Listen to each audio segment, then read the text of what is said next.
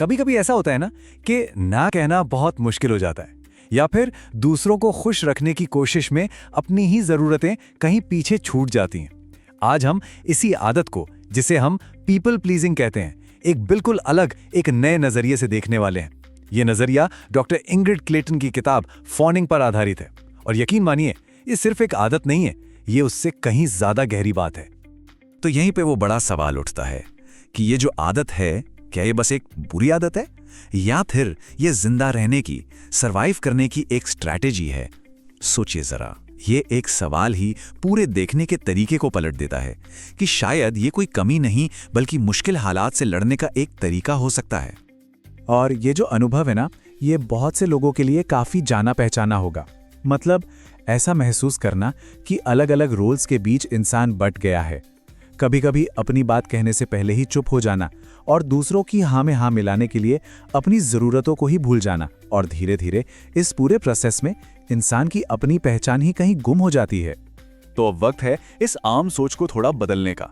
चलिए इसे सिर्फ लोगों को खुश करना या पीपल प्लीजिंग कहना बंद करते हैं। क्या होगा अगर हम इसे एक नए नाम से, एक नए नजरिए से देखें? क्योंकि सच तो ये है कि ये मामला सिर्फ उतना ही नहीं है, ये एक ऐसा नजरिया है जो हमें इसकी जड़ तक ले जाएगा। और यहीं पर देखिए, पूरा गेम बदल जाता है। एक तरफ है पीपल प्लीजिंग, जिसे ज्यादातर लोग क्या समझते हैं, एक पर्सनालिटी की कमी, एक बुरी आदत, है ना।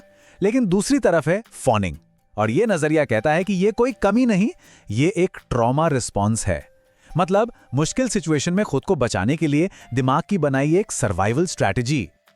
तो सवाल ये है कि ये फॉनिंग आखिर है क्या भला? देखिए, हम सब ने फाइट, फ्लाइट या फ्रीज रिस्पॉन्स के बारे में तो सुना ही है। मतलब खतरे के समय या तो लड़ो, भागो या फिर सुन्न पड़ जाओ।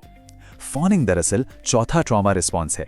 ये खुद को बचाने का एक ऐसा तरीका है जिसमें इंसान खतरे को टालने के लिए दूसरों को खुश करने लगता है, उनकी हर बात मानता है और खुद को कमजोर या छोटा दिखाता है ताकि सामने वाला शांत हो जाए। तो सवाल उठता है कि इस नजरिए को बदलने से फर्क क्या पड़ता है? सच कहूं तो जमीन आसमान का फर्क। ये जो बदलाव है ना, ये शर्म और गिल्ट की फीलिंग को हटाकर उसकी जगह समझ और करुणा ले आता है। और हीलिंग के लिए, ठीक होने के प्रोसेस के लिए ये सबसे जरूरी चीज है। डॉक्टर इंग्रिड क्लेटन ने इस बात को बहुत ही अच्छे से समझाया है। वो कहती हैं कि ये कोई नैतिक विफलता नहीं है, बल्कि खतरे से निपटने का एक तरीका है। बस ये एक लाइन, ये समझ लेना कि ये जो बिहेवियर है, ये कोई कैरेक्टर की कमी नहीं बल्कि एक सुरक्षा कवच है। ये ख्याल ही अपने आप में एक बहुत बड़ी राहत देता है। और सच में यही वो बदलाव है जो हीलिंग का सबसे पहला और सबसे जरूरी स्टेप है। जब तक इंसान खुद को ब्लेम करता रहता है, तब तक कुछ नहीं बदलता। लेकिन जिस पल खुद को दोष देने की जगह खुद के लिए हमदर्दी, एक करुणा की भावना आती है, बस वहीं से असली बदलाव की गुंजाइश बनती है। लेकिन एक मिनट, क्या इस पैटर्न से बाहर निकलना इतना आसान है? मतलब बस न कहना सीख लिया और सब ठीक हो गया? नहीं, बिल्कुल नहीं। ये उतना सीधा नहीं है जितना लगता है। इस बदलाव के रास्ते में कुछ बहुत कॉमन ट्रैप्स हैं, कुछ ऐसे जाल हैं जिनसे बचना बहुत जरूरी है। तो क्या है ये जाल?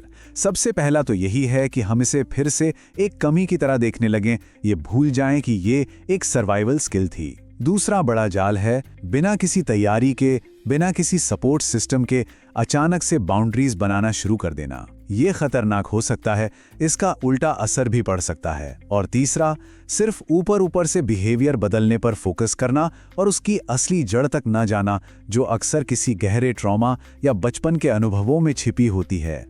तो सवाल ये है कि अगर इतने सारे जाल हैं तो फिर रास्ता क्या है? अच्छी खबर यह है कि एक रास्ता है, और यह किताब हमें एक बहुत ही क्लियर, स्टेप बाय स्टेप और प्रैक्टिकल प्लान देती है इससे बाहर निकलने का।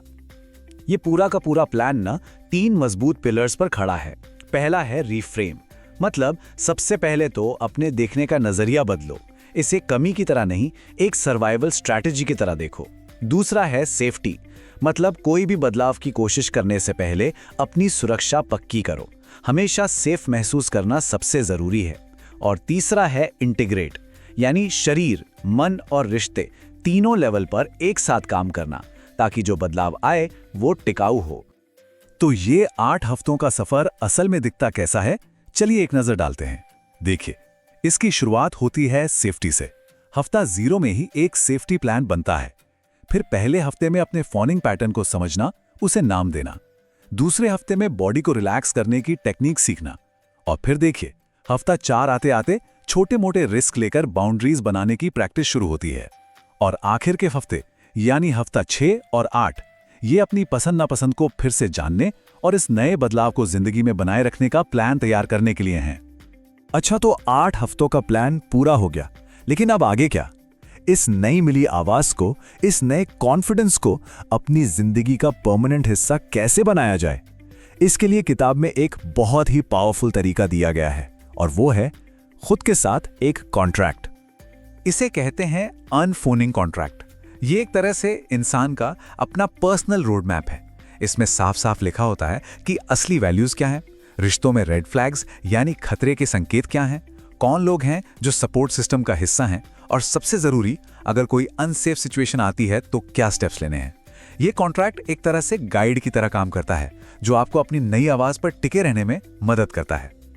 और आखिर में सबसे जरूरी बात, ये पूरा सफर सिर्फ एक आदत या एक बिहेवियर बदलने के बारे में नहीं है। नहीं, इसका जो असली मकसद है, जो अल्टीमेट गोल है, वो है अपनी खोई हुई पहचान को, अपनी सेल्फ को वापस पाना, अपनी एजेंसी को रिक्लेम करना, मतलब अपने फैसले खुद लेने की ताकत को फिर से हासिल करना। तो ये जो इतना बड़ा सफर है ना, इसकी शुरुआत एक बहुत छोटे से कदम से हो सकती है।